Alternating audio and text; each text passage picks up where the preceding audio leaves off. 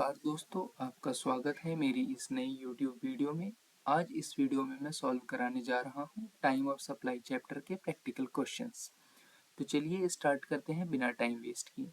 सबसे पहले हमारे पास दिया हुआ है इलस्ट्रेशन 1।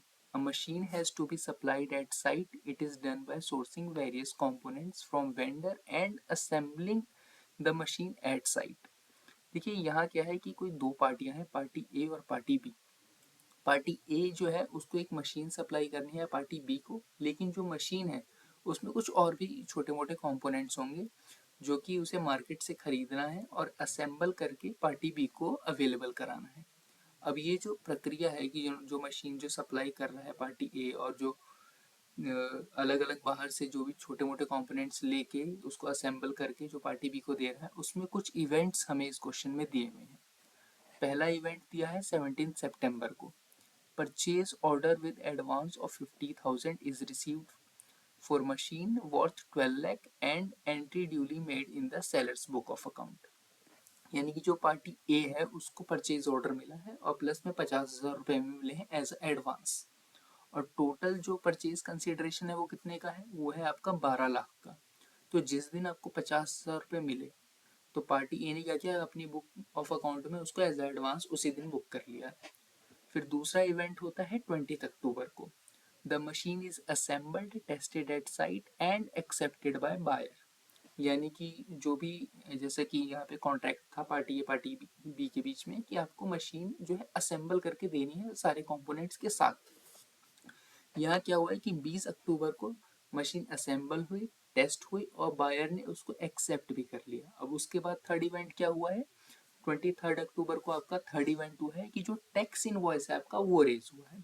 उसके बाद फोर्थ इवेंट हुआ है आपका फोर्थ इवेंट हुआ है आपका 4 नवंबर को, जो बैलेंस पेमेंट थी 11,50,000 की वो आपको रिसीव हुई, क्योंकि 50,000 तो पहले आपको एडवांस मिल गए थे, 11,50 अब मिल गए क्योंकि 12 लाख का आपका कंसिडरेशन था। अब इस क्वेश्चन में क्या है कि हमें बताना है भाई, determine the time of supply in case of above scenario. अब क्योंकि जो पार्टी ए है वो पार्टी बी को क्या सप्लाई कर रही है, एक मशीन यानी कि गुड्स। देखिए दो तरह के सप्लाई होते हैं, एक होता है सप्लाई ऑफ गुड्स, दूसरा होता है सप्लाई ऑफ सर्विसेज। यहाँ पे हम क्या देख रहे हैं, यहाँ पे जो मशीन सप्लाई हो रही है यानी कि ये है सप्लाई ऑफ गुड्स का केस। सप्लाई ऑफ गुड्स का जो केस होता है उसमें क्या होता है कि जो टाइम ऑफ सप्लाई होता है वो क्या होता है, या तो आपके डेट ऑफ टैक्स इनवॉइस, जिस दिन आपने टैक्स इनवॉइस इशू किया है, या लास्ट डेट जिस दिन आपका टैक्स इनवॉइस इशू हो जाना चाहिए था। तो इस केस में क्या है कि आपने टैक्स इनवॉइस इशू कब किया है, 23 अक्टूबर को, तो आपका जो टाइम ऑफ सप्लाई होगा वो या तो 23 अक्टूबर होगा या लास्ट डेट जिस दिन आपका टैक्स इनवॉइस इशू हो जाना चाहिए था। तो देखिए यहाँ क्या होगा कि last date tax invoice issue होने का क्या है वो हमें देखना पड़ेगा। तो the machine is assembled, tested at site and accepted by buyer. तो जो लास्ट डेट होती है, देखिए सेक्शन 31 है CGST एक्ट का जो डिटरमाइन करता है कि टाइम ऑफ सप्लाई क्या होगी, या आपका सॉरी जो इनवॉइस इशू करने की लास्ट डेट है वो कब होगी। तो यहाँ क्या है कि जो लास्ट डेट थी, क्योंकि गुड्स है तो गुड्स के केस में क्या होता है कि जिस दिन भी आपने गुड्स रिमूव किया है अपने प्रीमाइसेस से, यानी कि जो सेलर है जिस दिन सेलर ने अपने ऑफिस प्रीमाइसेस से गुड्स रिमूव किया है उसी डेट को हम मान लेंगे टाइम ऑफ सप्लाई। तो अब उस केस में क्या होता है कि वो आपकी आखिरी डेट है जब आप अपना इनवॉइस इशू कर सकते थे। तो यानी कि मान लीजिए कि आपने यहाँ पे 20 अक्टूबर को गुड्स रिमूव किए हैं, तो 20 अक्टूबर तक ही आपको जो आपका टैक्स इनवॉइस था वो इशू करना था। अगर आपने 20 अक्टूबर के बाद टैक्स इनवॉइस इशू किया है तो उसको वैलिड नहीं माना जाएगा। मतलब इनवॉइस को तो आप इनवैलिड नहीं कह सकते, लेकिन जो आपका टाइम ऑफ सप्लाई है वो माना जाएगा, वो टैक्स इनवॉइस के पर्पज से भी माना जाएगा 20 अक्टूबर ही, कि हाँ आपने टाइम पे जो, क्योंकि लास्ट डेट जो थी आपकी टैक्स इनवॉइस इशू करने की वो थी 20 अक्टूबर, और वो आपने उस स्टिपुलेटेड टाइम में अपना टैक्स इनवॉइस जो है वो इशू नहीं किया है। यहाँ पे क्या हुआ, एक बार मैं दोबारा से समझा देता हूँ कि जो आपका जो गुड्स आपने रिमूव किए हैं, यानी कि जो वहाँ पे जो आपका रिसिपिएंट है उसको गुड्स अवेलेबल कराए हैं टेस्ट करके असेंबल करके और उसने एक्सेप्ट भी कर लिया, वो कब हुआ है 20 अक्टूबर को। तो जो टैक्स इनवॉइस इशू करने की जो लायबिलिटी थी आपकी, वो या तो 20 अक्टूबर है या उससे पहले की है। लेकिन यहाँ पे हुआ क्या है, हुआ ये है कि जो आपने इनवॉइस इशू किया है वो आपने किया है आफ्टर 20 अक्टूबर, यानी कि जो आपकी लायबिलिटी थी टैक्स इनवॉइस इशू करने की, आपने उसको फुलफिल नहीं किया है। तो क्योंकि यहाँ पे हमने जैसे कि देखा था, जो section 12 sub section 2 clause A है वो हमें कहता है गुड्स के केस में कि जो भी आपका टाइम ऑफ सप्लाई है वो हम मानते हैं कि जिस दिन आपने इनवॉइस इशू किया हो या लास्ट डेट जिस दिन आपको इनवॉइस इशू करना हो, वो हम उस चीज में देखते हैं कि विच एवर इज अर्लियर, कि जो भी अर्लियर इवेंट होगा हम उसको मान लेंगे कि जो आपका टाइम ऑफ सप्लाई होगा। अब यहाँ क्या है कि गुड्स हमने रिमूव कब किया, असेंबल कब किया, तो वो किया है 20 अक्टूबर को। तो यानी कि जो हमारी लायबिलिटी थी वो हमने फुलफिल कब की है, वो हमने की है 20 अक्टूबर को। लेकिन इनवॉइस कब रेज हुआ है, वो हुआ है 3 दिन बाद 23 अक्टूबर को। तो क्योंकि ये गुड्स का केस है तो इस केस में क्या होगा कि जो हमारा टाइम ऑफ सप्लाई होगा वो होगा 20 अक्टूबर। एक बार इसका आंसर भी आप पढ़ लीजिएगा तो बेटर रहेगा।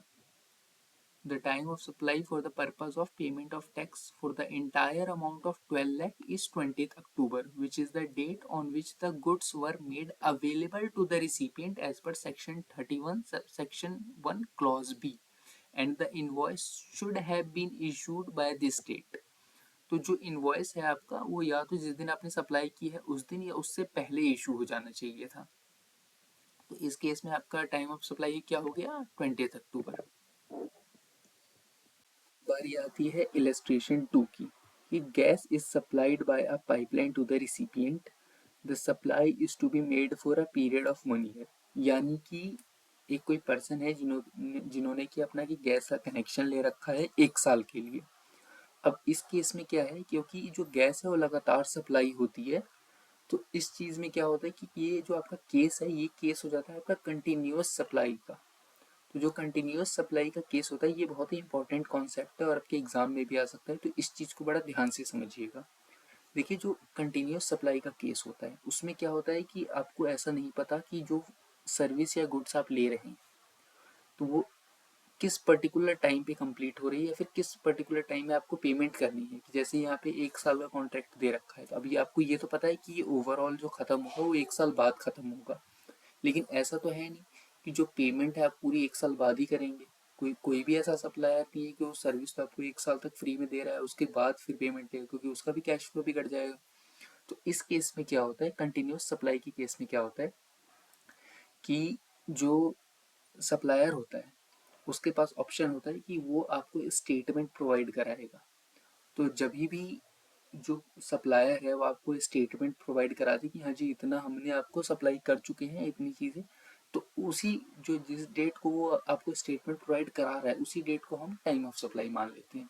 या तो आपको स्टेटमेंट प्रोवाइड कराएगा या तो आपने उसको पेमेंट की, जो भी चीज़ हो उसको हम, जो भी इवेंट हो जाए हम उस इवेंट को मान लेंगे टाइम ऑफ सप्लाई। तो यहाँ पे जैसे हमारे पास इंफॉर्मेशन दे रखी है कि monthly payment are to be made by the recipient as per the contract. यहाँ पे कॉन्ट्रैक्ट हो रखा है कि हमें मंथली पेमेंट करनी है, यानी कि जो टाइम ऑफ सप्लाई होगा हम वो मंथली देखेंगे। The detail of payment made are July 5, August 5, September 5। यहाँ पे 3 पेमेंट हुई है 3 महीने के लिए, सबकी 2-2 लाख रुपए पेमेंट हुई है।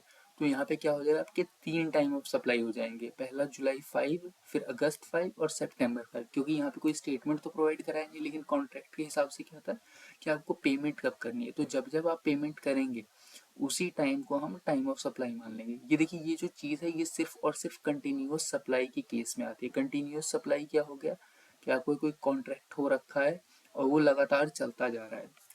नॉर्मली क्या हुआ कि मुझे किसी लॉयर की सर्विस लेनी है, केस चल रहा है, मैंने सर्विस ली, उन्होंने वो गए हाई कोर्ट सुप्रीम कोर्ट जहाँ भी केस लड़ा बात खत्म हो गई। या ऐसे ही मैंने किसी सीए की या किसी सीएस की कोई सर्विस ली, एक आध बार ली, कोई फॉर्म वॉर्म फाइल करवाया किसी सीएस से या किसी सीए से कोई सर्टिफिकेट साइन कराया, वो बात खत्म हो गई। जब उस उन्होंने सर्विस दे दी टाइम सप्लाई हो गया, जब भी मैंने पेमेंट की। यहाँ क्या होता है कि यहाँ पे जो सर्विसेज है वो लगातार चलती जाएंगी, तो इस चीज़ को बड़ा ध्यान से देखना है आपको कि जो कंटिन्यूअस सप्लाई का केस होता है उसमें आपको देखना है कि आपको स्टेटमेंट कब प्रोवाइड की गई है या फिर आपने पेमेंट कब की है। इसका एक बार आंसर भी देख लेते हैं। कि गुड्स के केस में क्या होता है कि ये अभी अभी हमने पढ़ाई था कि date of issue of invoice और लास्ट डेट, जब ये हमारा इनवॉइस है वो इशू हो जाना चाहिए था। और यहाँ पे दे रखा है कि एज पर section 31 subsection 4 in case of continuous supply of service where successive statement of account और successive payments are involve, the invoice is issued before or at the time of each such treatment is issued or as the case may be each such payment is received। देखिए कोई दो में से कोई एक चीज होगी आपके पास, या तो उस बंदे ने आपको स्टेटमेंट, जो आपका सप्लायर है उसने आपको स्टेटमेंट प्रोवाइड करा दी, या तो आपके पहले ही कॉन्ट्रैक्ट में लिखा है कि नहीं जी इस डेट को आपको पेमेंट करनी है। जिस दिन आपके पास स्टेटमेंट आ गई, अगर पेमेंट आप नहीं कर रहे हैं तो मान लीजिए कि आप उससे, वही आपकी टाइम ऑफ सप्लाई हो गया, आपको इनवॉइस उससे पहले या उस डेट में ही रेज करना है। तो नॉर्मली क्या होता है कि जब हमारे पास स्टेटमेंट आता है तभी इनवॉइस वो माना जाता है कि इनवॉइस वही तभी रेज हुआ है। तो यहाँ पे क्या है कि क्योंकि हमारे पास जो इंफॉर्मेशन दी हुई है वो ये दे रखी है कि यहाँ पे फिक्स्ड हमने पेमेंट की है 3 महीने में अलग अलग, 5 जुलाई, 5 अगस्त और 5 सितंबर को। तो जो इनवॉइस है, जो सप्लायर हमें इनवॉइस इशू करेगा या तो इस डेट से पहले या इसी डेट को करेगा। ये लास्ट में हमारे पास लिखा भी है कि therefore invoices should be issued for 2 lakh each on और before July 5, August 5 and September 5 when monthly payment of 2 lakh are received. तो यानी कि जो सप्लायर है, क्योंकि इनवॉइस रेज करना सप्लायर की ड्यूटी है, हमारी ड्यूटी तो है नहीं, तो जो उसे जो ये इनवॉइस रेज करना है, ये जब हम पेमेंट, जो हमारी ये ड्यूटी है पेमेंट करने की, उससे पहले या उस दिन तक उसे रेज कर देना है। तो जो टाइम ऑफ सप्लाई होगा वो आपका यही 3 डेट मान लिए जाएंगे कि जब आपने पेमेंट की, जुलाई 5, अगस्त 5 और सितंबर 5। और अगर यहाँ पे दिया भी हुआ है कि अगर हम उसे एज्यूम करते हैं तो यही हमारा टाइम ऑफ सप्लाई बन जाएगा। बाकी ये जो क्वेश्चन है, ये सेक्शन 31 सब सेक्शन 4 एक बार आप खुद से पढ़ लेंगे तो बहुत अच्छा रहेगा, क्योंकि ये इंपॉर्टेंट सेक्शन है और एग्जाम में ये चीज़ तो देखो आएगी ही आएगी। कंटिन्यूस सप्लाई का एक क्वेश्चन तो आना ही आना है, इस चीज़ को तो ध्यान रखिए आप। अब बारी है इलस्ट्रेशन 3 की। Determine the time of supply from the given information. देखिए इस क्वेश्चन में हमारे पास 3 इवेंट दिए हैं, एक 4 मई का, एक 12 मई और एक 30 मई का। जो पहला इवेंट है उसमें हमारे पास क्या इन्फॉर्मेशन दी हुई है, supplier invoices goods taxable on reverse charge basis to bridge and company. देखिए यहाँ पे भी दो पार्टियां हैं, तो जो सप्लायर है यहाँ पे उसने रिसिपिएंट को कुछ गुड्स सप्लाई की हैं, लेकिन जो गुड्स हैं उन पे जो टैक्स लगता है वो रिवर्स चार्ज बेसिस पे लगता है। अब रिवर्स चार्ज बेसिस क्या है, देखिए जो आपका टैक्स है वो दो बेसिस पे लगता है। पहला है फॉरवर्ड चार्ज बेसिस पे, दूसरा है रिवर्स चार्ज बेसिस पे। जो फॉरवर्ड चार्ज बेसिस होता है उसमें क्या होता है कि मान लीजिए कि आपने पार्टी ए ने पार्टी बी को 100 रुपये का कुछ गुड्स सप्लाई किया है, तो जो 100 रुपये का गुड्स सप्लाई किया है उसमें मान लीजिए 18% जीएसटी लगता है, तो टोटल वैल्यू क्या हो गई 118। और जो पार्टी ए जो पार्टी बी से अमाउंट रिसीव करेगी वो सिर्फ 100 रुपये रिसीव नहीं करेगी, वो पूरे 118 रुपये रिसीव करेगी। यानी कि जो टैक्सेबल वैल्यू है वो तो आपको रिसीव करना ही है, प्लस में आपको जो टैक्स अमाउंट है सप्लायर को वो भी रिसीव करना है। लेकिन जो ये टैक्स का अमाउंट है 18 रुपये, ये जो सप्लायर है वो क्या करेगा कि वो गवर्नमेंट के अकाउंट में जमा करा देगा। आप जो GSTR 3 भी आप फाइल करते हैं तो वहाँ पे आप जो टैक्स जमा कराते हैं तो वहाँ पे ही जाके आपका डिपॉजिट हो जाएगा।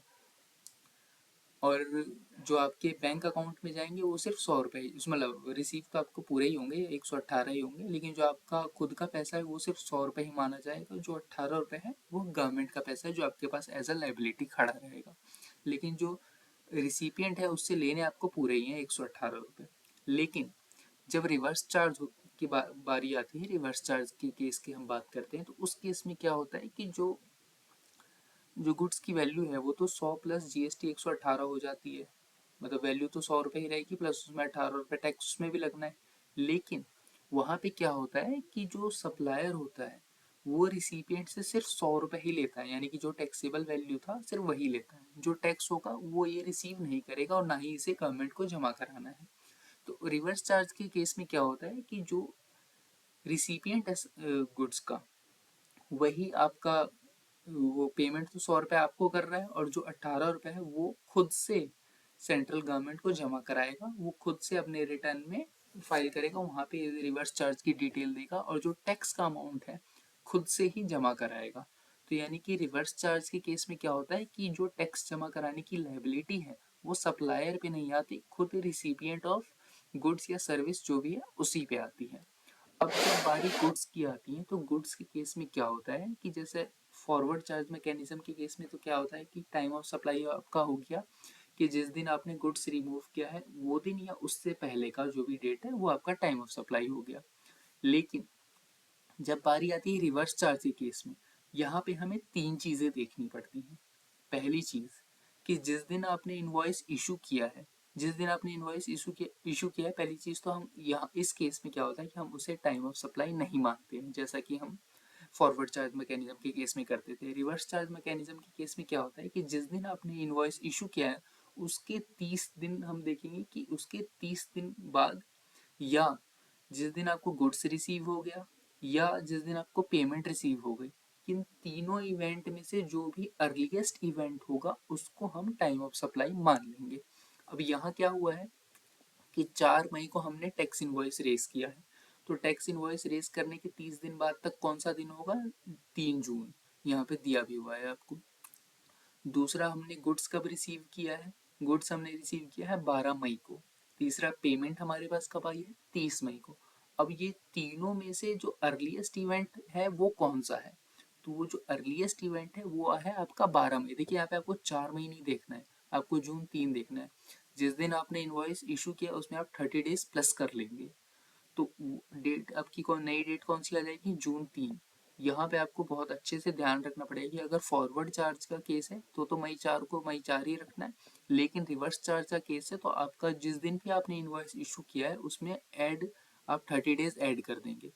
अब क्योंकि रिवर्स चार्ज का केस है तो इस केस में क्या होगा कि आपका अर्लीस्ट इवेंट आपका माना जाएगा 12 मई का, क्योंकि 4 मई को आप बिल्कुल आपको इग्नोर ही कर देना है। बिल्कुल आपको देखना है कि उसमें 30 डेज ऐड करने के बाद कौन सी डेट आ रही है, जून 3 आ रही है, तो आपको जून 3 को ही कंसीडर करना है। अब यहाँ पे क्या है कि जून 3, 12 मई और 30 मई, इन तीनों में से अर्लीस्ट डेट कौन सी है? तो वो है 12 मई। तो जो आपका टाइम ऑफ सप्लाई होगा वो आपका हो जाएगा 12 मई। अब यही यही क्वेश्चन में अगर भी फॉरवर्ड चार्ज के अकॉर्डिंग कर रहे होते तो आपका टाइम ऑफ सप्लाई क्या होता? तब आपका टाइम ऑफ सप्लाई हो जाता 4 मई। लेकिन क्योंकि हम रिवर्स चार्ज के बेसिस पे कर रहे हैं तो जो टाइम ऑफ सप्लाई होगा आपका वो 12 मई हो जाएगा। फिर आती है इलस्ट्रेशन 4 की। इसमें भी हमें सेम चीज़ करनी है, ज़्यादा कुछ डिफरेंस है नहीं। बस यहाँ पे क्या है कि जो सप्लायर ने इनवॉइस रेस किया 4 मई को, ये तो सेम चीज़ हो गई। उसके बाद जो गुड्स रिसीव हुआ है वो कब हुआ है? जून 12 को, यानी कि 30 दिन कंप्लीट होने के बाद गुड्स रिसीव हुआ है आपको। और पेमेंट कब हुई है? पेमेंट हुई है जुलाई 3 को। तो इस क्वेश्चन में ज़्यादा कुछ है नहीं, जैसा हमने इलस्ट्रेशन 3 किया बिल्कुल उसके बेस पे है कि हमें तीन चीज़ें देखनी है। देखिए इस चीज़ को आपको थोड़ा ध्यान से देखना पड़ेगा कि गुड्स फॉरवर्ड चार्ज में क्या उसकी टाइम ऑफ सप्लाई होगी और रिवर्स चार्ज में टाइम ऑफ सप्लाई क्या होगी। फॉरवर्ड चार्ज में तो बहुत ईजी है, लेकिन जो रिवर्स चार्ज है उसमें आपको तीन चीज़ें ध्यान रखनी पड़ेगी। जब हम सर्विसेज पे आएंगे तब उसमें भी ये चीज़ ध्यान रखनी पड़ेगी। अभी हम गुड्स का कर रहे हैं तो यहाँ पे भी आपको ध्यान रखना है। गुड्स का मैं बता दूं कि रिलेटिवली ईजी है as compare to services time of supply निकालना। तो ये जो गुड्स के केस में क्या होता है कि यहाँ पे आपको देखना है कि जो जिस दिन आपने इनवॉइस रेस किया है, जिस दिन आपने इनवॉइस रेस किया है उससे क्या 30 दिन पूरे हो गए? एक चीज़ तो ये हो गई। दूसरा आपको देखना है कि गुड्स आपको कब रिसीव हुआ है। तीसरा आपको पेमेंट कब रिसीव हुई। इन तीनों में से देखना है कि आपको सबसे पहले क्या हुआ है। यहाँ पे क्या है कि 3 जून को आपका ये 4 मई का पीरियड था 30 दिन का, 4 मई से वो कंप्लीट हो गया। और यानी कि ये जो पीरियड है आपका, ये आपका हो गया 30 दिन से पहले कंप्लीट हो गया। उसके बाद फिर जून 12 को आपको गुड्स रिसीव हुआ है और जुलाई 3 को आपने पेमेंट की है। तो ये जो दो बाकी के जो दो इवेंट है जून 12 के और जुलाई 3 के, ये तीनों बाद के हैं। यानी कि जो आपका टाइम ऑफ सप्लाई होगा इसमें से सबसे पहला कौन सा फॉल कर रहा है? जून 3। यानी कि 30 दिन आपको जून 3 को पूरे हो रहे हैं तो उसका जो नेक्स्ट डे होगा यानी कि 4 जून, वो आपका टाइम ऑफ सप्लाई बन जाएगा। Being the earliest of three stipulated dates, namely receipt of goods, date of payment and date immediately following 30 days of issuance of invoice। देखिए जो फॉरवर्ड चार्ज है वहाँ तो आपने जब इनवॉइस इशू कर दिया वही आपका बन गया टाइम ऑफ सप्लाई, लेकिन रिवर्स चार्ज में क्या है कि उससे 30 दिन बाद हम देखते हैं। तो ये चीज़ थोड़ा आपको ध्यान रखनी पड़ेगी एग्जाम में। इसको आप जितना जितना जितनी बार आप क्वेश्चंस करेंगे, इसको रिवाइज करेंगे, उतना ही आपके लिए बेटर होता जाएगा। और अगर आप ये सोच रहे हैं कि सिर्फ आपने कॉन्सेप्ट पढ़ लिया, क्वेश्चन सॉल्व नहीं करेंगे तो आपका काम हो जाएगा, तो देखिए ऐसे नहीं होने वाला। क्वेश्चंस बहुत इंपॉर्टेंट है, क्योंकि बहुत बार क्या होता है कि हमें जो पढ़ के समझ में नहीं आता ना, वो क्वेश्चन हम जब सॉल्व करते हैं तो वो चीज़ समझ में आ जाती है। तो इस चीज़ का ध्यान बहुत अच्छे से रखिएगा। अब बारी है इलस्ट्रेशन 5 की। Determine the time of supply from the following particulars. देखिए इस क्वेश्चन में भी हमारे पास 4 इवेंट दिए हुए हैं। पहला इवेंट है 6 मई का। उसमें हमारे पास क्या इन्फॉर्मेशन दी हुई है कि booking of convention hall, sum agreed 15,000, advance of 3,000 received. देखिए हमने एक कन्वेंशन हॉल बुक कराया है जिसका कि टोटल सम कंसिडरेशन है आपका 15,000 और 3,000 रुपीज जो है हमने एज अ एडवांस रिसीव कर लिया है। अब जो कन्वेंशन हॉल हमने बुक किया है, अब हम का कोई कन्वेंशन हॉल खरीद तो रहे नहीं, बुक तो हमने कोई एक दिन के लिए ही किया होगा। तो ये जो केस है आपका, ये आपका सप्लाई ऑफ सर्विसेज का केस हो गया। ये आपका सप्लाई ऑफ गुड्स का केस नहीं है। देखिए दो तरह के सप्लाई होते हैं, एक होता है सप्लाई ऑफ गुड्स, दूसरा होता है सप्लाई ऑफ सर्विसेज। तो यहाँ पे क्या है कि ये आपका सप्लाई ऑफ सर्विसेज का केस है। तो जो सप्लाई ऑफ सर्विसेज का केस होता है, इसमें टाइम ऑफ सप्लाई की डिटर्मिनेशन अलग तरीके से होती है। हमने अभी तक जो पढ़ा वो हमने पढ़ा कि हम सप्लाई ऑफ गुड्स का जो टाइम ऑफ सप्लाई होता है उसके डिटर्मिनेशन कैसे करेंगे। अब हम पढ़ने जा रहे हैं कि टाइम ऑफ सप्लाई ऑफ जो आपका सर्विसेज का केस है, सप्लाई ऑफ सर्विसेज, उसके केस में हम कैसे करेंगे। तो यहाँ पे क्या है कि जो हमारा सर्विसेज का केस होता है, उस केस में क्या होता है कि जिस दिन भी आपने सर्विसेज दी हैं, आपके पास ऑप्शन होता है कि विद इन आप 30 days of from the supply of services आपको जो आपका टैक्स इनवॉइस है वो इशू करना है। तो ये आपकी टाइम लिमिट हो गई आपका टैक्स इनवॉइस इशू करने की। अगर विद इन 30 डेज आपने टैक्स इनवॉइस इशू कर दिया फिर तो वेल एंड गुड, बहुत ही अच्छी बात है। वो आपका टाइम ऑफ सप्लाई बन जाएगा जिस दिन भी आपने आपका इनवॉइस इशू कर दिया है या फिर आपने पेमेंट रिसीव कर ली है, तो विच एवर इज अर्लियर को हम मान लेंगे। लेकिन अब क्या है कि आपने विद इन 30 डेज अपना जो आपका था, जो इनवॉइस इशू करना था, आपने इनवॉइस इशू नहीं किया, तब उस केस में क्या है, अगर आपने विद इन 30 डेज अपना इनवॉइस इशू नहीं किया है तो भी वहाँ पे दो चीज़ें होती हैं। पहला होता है आपका प्रोविजन ऑफ सर्विस, आपने जिस दिन सर्विस दी उस दिन आपने प्रोविजन किया होगा अपनी बुक में, या receipt of payment which ever is earlier, या आपने पेमेंट जिस दिन रिसीव की है। तो उन दोनों में से पहले कौन सा इवेंट हुआ है हम वो देखेंगे। अब यहाँ क्या है, ये दूसरा इवेंट क्या हुआ है कि 15 सितंबर को function held in convention hall, 15 सितंबर को आपका जो फंक्शन था वो हॉल में हो गया। अब इसमें थर्ड इवेंट क्या है हमारा, 27 अक्टूबर को tax invoice issued for 15,000 indicating balance of 12,000 payable. और फोर्थ इवेंट है हमारा 3 नवंबर को जो कि बैलेंस पेमेंट हमने रिसीव कर लिया। तो ये हमारे 4 इवेंट हो गए। अब क्या है कि जो हमने सप्लाई ऑफ सर्विस की है वो कब हमने की है, 15 सितंबर को। अब क्योंकि हमने 15 सितंबर को अपनी सर्विस दी है, तो जो टैक्स इनवॉइस इशू होना चाहिए था वो कब तक होना चाहिए था आपका, 15 अक्टूबर तक आपका टैक्स इनवॉइस इशू हो जाना चाहिए था। लेकिन हमने इशू कब किया है, 27 अक्टूबर को। तो यानी कि जो विद इन जो 30 डेज की लिमिट होती है हमने वो फुलफिल नहीं की है, हमने उसके अंडर में अपना टैक्स इनवॉइस इशू नहीं किया है। तो यानी कि जिस दिन हमने टैक्स इनवॉइस इशू किया है उसको हम टाइम ऑफ सप्लाई नहीं मान सकते। तो इस केस में क्या होगा, अब इस केस में होता है कि जिस दिन हमने अपनी बुक में प्रोविजनिंग की, यानी कि जिस दिन हमने सप्लाई किया होगा उसी दिन ऑब्वियस सी बात है हमने अपनी बुक में प्रोविजन कर लिया होगा कि भाई हमने ये सप्लाई ऑफ सर्विस की है। दूसरी चीज़ कि हमें पेमेंट कब रिसीव हुई है। अब ये दो चीज़ें हो गई। अब हमें देखना है कि इन दोनों चीज़ों में से अर्लियर कौन सा हुआ है। अब यहाँ क्या है कि टोटल जो सम कंसिडरेशन है वो 15,000 का है, लेकिन 3,000 तो हमें पहले ही रिसीव हो गए और 12,000 हमें बाद में रिसीव हुए हैं। 3,000 आपका रिसीव हुए 6 मई को और 12,000 आपको रिसीव हुए 3 नवंबर को। तो यहाँ पे आपको दो बार टाइम ऑफ सप्लाई निकालना पड़ेगा। पहले आपको देखना है रिसीट ऑफ पेमेंट और provisioning of service which ever is earlier. तो 3,000 के लिए अर्लियर इवेंट कौन सा हो गया आपका, वो हो गया आपका 6 मई का। क्यों, क्योंकि जो 6 मई है आपका 15 सितंबर से पहले आता है और 3000 की जो पेमेंट थी वो आपको कब मिली है, 6 मई को मिली है। तो यानी कि जो टाइम ऑफ सप्लाई आपका 6 मई हो जाएगा आपका 3000 रुपीज़ के लिए। अब ऐसे ही जब हम 12,000 रुपीज़ के टाइम ऑफ सप्लाई की बात करेंगे तो उसमें हमें 15 सितंबर और किसे कंपेयर करना है, हमें कंपेयर करना है 3 नवंबर को। अब इन दोनों में से अर्लियर इवेंट आपका कौन सा हुआ? ऑब्वियस सी बात है 15 सितंबर ही आपका अर्लियर इवेंट हुआ जब आपने प्रोविजनिंग ऑफ सर्विस की, यानी कि जब आपको सप्लाई ऑफ सर्विस हुई। तो इस केस में क्या होगा कि इस केस में जो आपका सप्लाई ऑफ जो सॉरी टाइम ऑफ सप्लाई हो जाएगा वो हो जाएगा आपका 3 नवंबर 12,000 रुपीज़ के केस में। ये आती है इलस्ट्रेशन 6 की। Investigation shows that ABC and company carried out service of cleaning and repairs of tanks in an apartment complex. कोई ABC एंड कंपनी है जिसने की एक सर्विस दी है किसी पर्टिकुलर सोसाइटी में, कोई जो भी टैंक वगैरह ऊपर लगे होते हैं उनको साफ वगैरह करने की, तो वो की सर्विस दी है अपनी।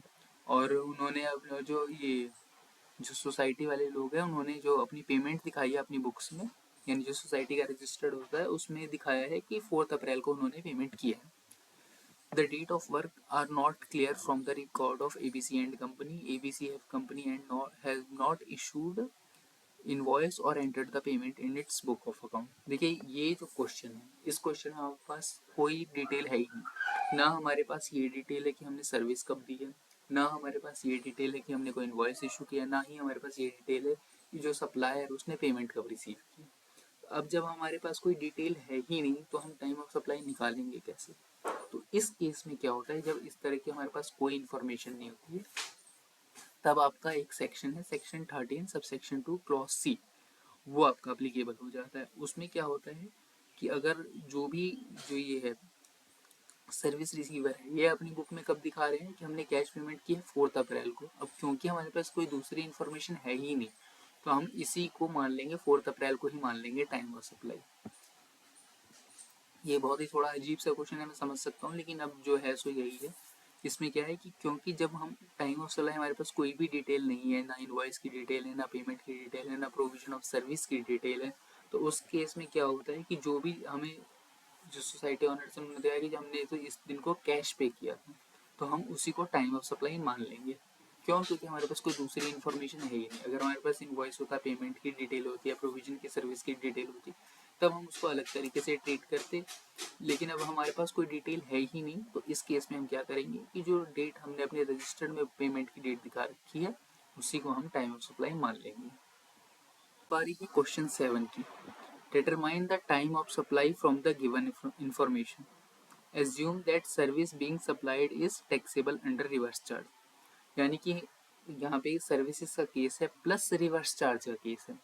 इससे पहले क्वेश्चन 5 में हमने डिस्कस किया था कि जो भी हम सर्विसेज दे रहे हैं तो उसमें क्या होता है कि जो टाइम ऑफ सप्लाई होती है वो कब होती है, उसमें हमें टाइम ऑफ सप्लाई में क्या होता है, इनवॉइस इशू करने के 30 डेज का हमें टाइम मिलता है कि अगर 30 डेज तक पेमेंट आ गई तो ठीक है उससे पहले, या फिर जो 30वां दिन है उसके नेक्स्ट डे को हम टाइम ऑफ सप्लाई मान लेंगे। लेकिन रिवर्स चार्ज में क्या होता है कि रिवर्स चार्ज में हमें 30 दिन एक्स्ट्रा मिलते हैं, यानी कि 30 + 30 डेज मिलते हैं। तो यहाँ पे क्या होता है कि हमें 60 डेज देखने पड़ते हैं टाइम ऑफ सप्लाई के लिए। अब हमें यहाँ पे क्या है, इस क्वेश्चन में हमारे पास 2 इवेंट दिए हुए हैं तो अभी इन 2 में से ही हमें ये time of supply of service निकालना है। तो पहला जो इवेंट है वो 4 मई का है। इसमें क्या है कि जो सप्लायर है उसने आपका इनवॉइस इशू कर दिया है सर्विस प्रोवाइड, जो सर्विस उसने प्रोवाइड की थी उसका, और यहाँ पे क्या है कि कुछ डिस्प्यूट है पेमेंट को लेके। तो ऑब्वियस सी बात है डिस्प्यूट है पेमेंट को लेके तो उस टाइम तो पेमेंट होगा नहीं। पेमेंट हुआ कब है? पेमेंट हुआ है 21 अगस्त को। Payment made to the supplier of service, जो पेमेंट हुई है वो हुई है 21 अगस्त को, लेकिन जो इनवॉइस इशू हुआ था वो हुआ था 4 मई को। अभी क्योंकि ये सर्विस का केस है तो इसमें ऑब्वियस सी बात है हमें 30 डेज का टाइम मिलेगा, प्लस ये रिवर्स चार्ज का केस है तो 30 डेज का टाइम और मिल जाएगा। तो यहाँ पे हमें जो 4 मई है यहाँ से 60 डेज देखनी है, तो वो कब होगा आपका 3 जुलाई को 60 डेज आपके पूरे हो जाएंगे। अब क्योंकि जो पेमेंट हुई है वो 3 जुलाई के बाद हुई है तो जो उसका नेक्स्ट डे है यानी कि 4th of July will be the time of supply, being the earliest of the two stipulated dates, namely date of payment and date immediately following 60 days from the date of issue of invoice। तो यहाँ पे हमने देखा कि क्योंकि 60 days के अंदर जो पेमेंट नहीं हुई थी इस वजह से हमने जो ये जुलाई 4 है उसको टाइम ऑफ सप्लाई मान लिया। अगर पेमेंट इससे पहले हो जाती, मान लीजिए 29 जून को हो जाती, तो हमारा टाइम ऑफ सप्लाई क्या होता? तब हमारा टाइम ऑफ सप्लाई होता 29 जून। तो ये चीज़ आप ध्यान रखिएगा। बारी आती है इलस्ट्रेशन 8 की। यहाँ पे क्या है कि determine the time of supply from the given information. इस क्वेश्चन में भी हमारे पास दो इवेंट दिए हुए हैं, एक 4 मई का और एक जुलाई 2 का। इसमें क्या है कि a German company issues email informing its associated enterprise ABC limited of the cost of technical services provided to it which was recorded in ABC limited book on 1 May. तो यानी कि एक सर्विस जो है, टेक्निकल सर्विसेज, जो कि एक foreign company ने अपनी एसोसिएटेड एंटरप्राइज जो कि इंडिया में होगी उसे दिया है। अब क्या है कि जो इन्होंने ईमेल किया है 4 मई को, लेकिन क्योंकि इंडिया में हम इंडियन कंपनी है और इसने अपनी बुक में प्रोविजन कब किया है, वो प्रोविजन किया है 1 मई को। तो ये सर्विसेज के केस में क्या होता है कि हम देखेंगे कि जो एंटरप्राइज है या जो भी एसएससी है, जो उसने अपनी बुक में उसको जो सर्विसेज है उसके प्रोविजन कब किया है या फिर पेमेंट उसने कब किया है, विच एवर इज अर्लियर को हम टाइम ऑफ सप्लाई मानेंगे। अब यहाँ पे क्या है कि पेमेंट कब की है, जुलाई 2 को, और प्रोविजन कब किया है, 1 मई को। तो इस केस में क्या होगा कि जो हमारा टाइम ऑफ सप्लाई होगा वो 1 में हो जाएगा। आपको ये नहीं देखना कि मेल कब आई, आपको ये देखना है कि बुक में रिकॉर्ड कब किया है।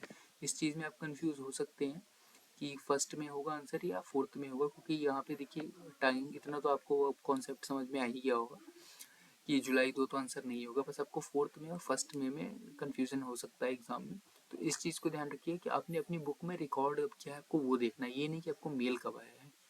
तो यहाँ पे आपने बुक में रिकॉर्ड कब किया है, 1 मई को, तो जो आपका आंसर होगा इस क्वेश्चन का वो हो जाएगा 1 में।